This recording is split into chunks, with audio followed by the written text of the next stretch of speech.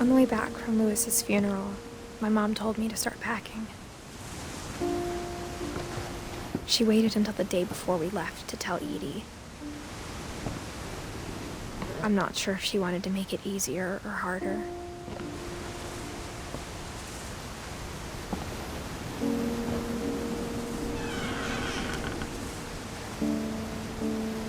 I wish we'd stayed.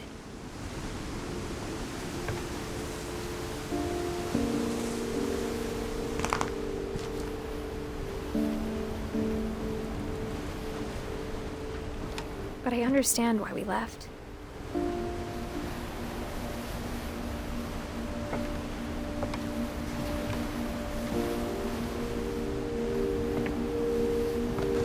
My mom ended up leaving everything behind.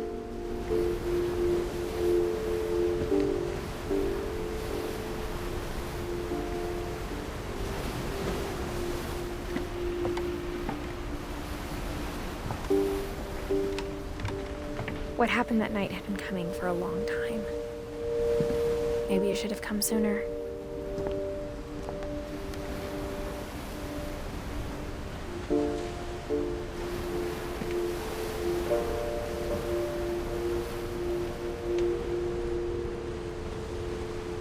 But it had to end one way or another.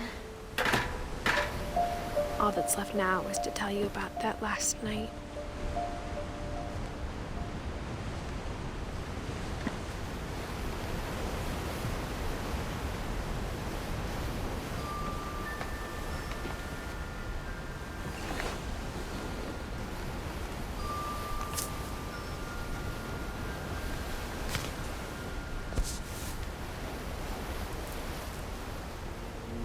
That whole last day, Edie just watched us pack and didn't say a word. Until supper, when she raised her glass and said, "To our final night together, and all our final nights apart." Grandma, you know what I said about alcohol. Some of your medications are very Edith, specific. I left a present for you in the hallway. Why don't you go open it? The grown-ups have to argue now. I'm sorry, you're right. We're all leaving tomorrow. Let's just enjoy our last... I'm not leaving. Edith, you're excused.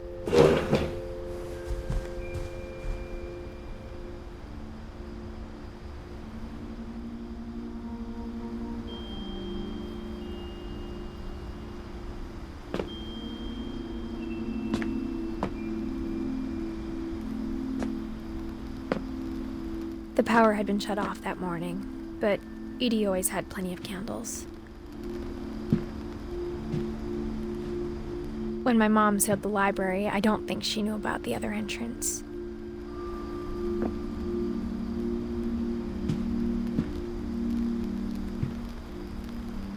Or that Edie had a key to it.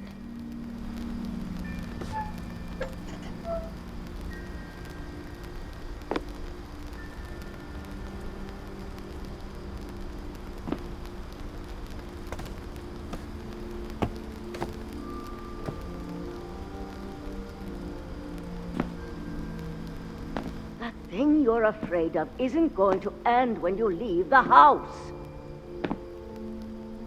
Edith has a right to know these stories. My children are dead because of your stories. I think it's best if Edith and I leave tonight.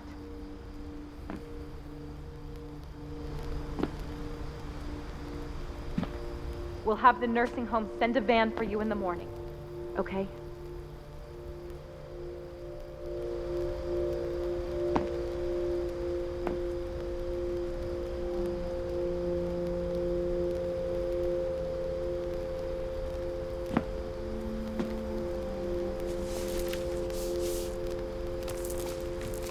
Dear Edith, there's so many stories I wish I could tell you, but there's only time for one. This is about what happened on the night you were born. That night, the tide went way, way out.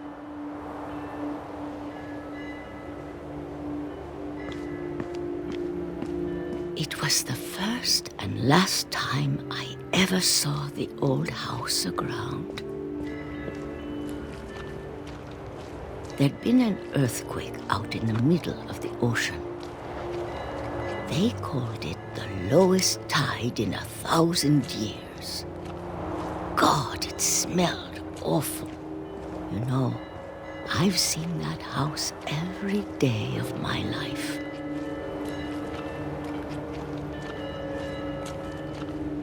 But I never thought I'd go back to it.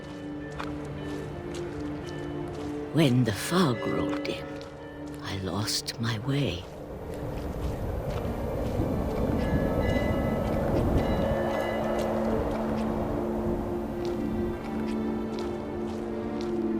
I got turned around.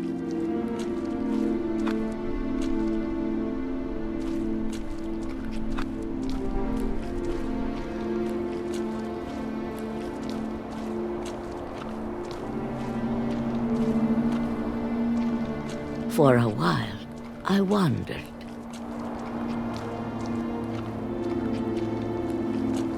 I started seeing things.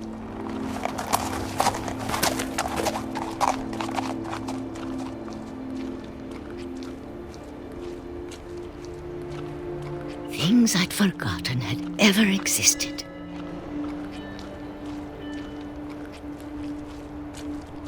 But when I saw them, they felt like old friends. That night, a lot of things came back to me. Or maybe I came back to them.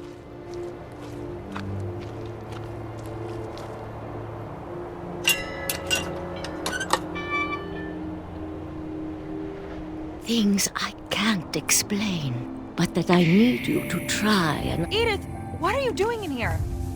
It's mine. Edith! Mom, you're gonna rip it! Let go! I kicked and screamed, but Mom dragged me to the car.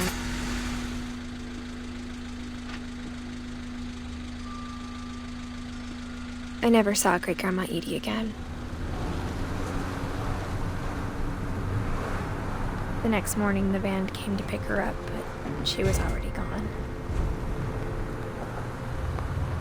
After that, we moved around a lot.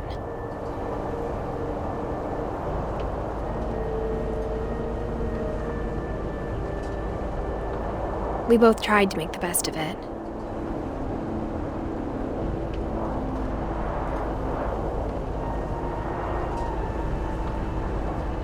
A few years went by.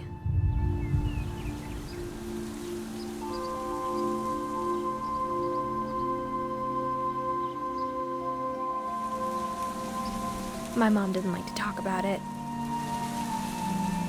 but she started getting sick a lot.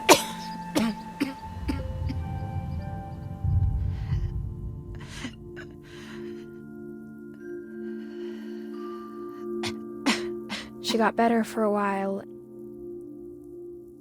and then she didn't. And then I was alone.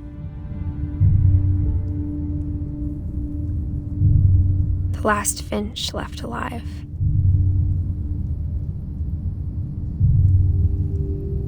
Until I found out about you.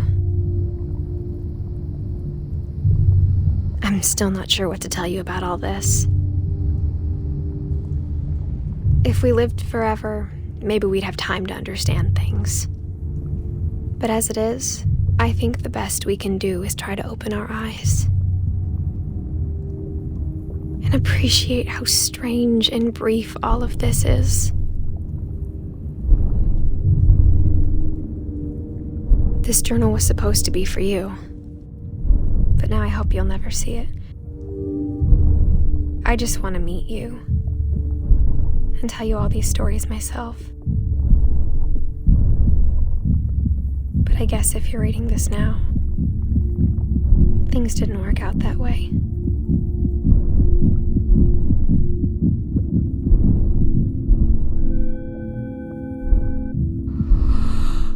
This is where your story begins. I'm sorry I won't be there to see it. It's a lot to ask, but I don't want you to be sad that I'm gone. I want you to be amazed that any of us ever had a chance to be here at all. Good luck.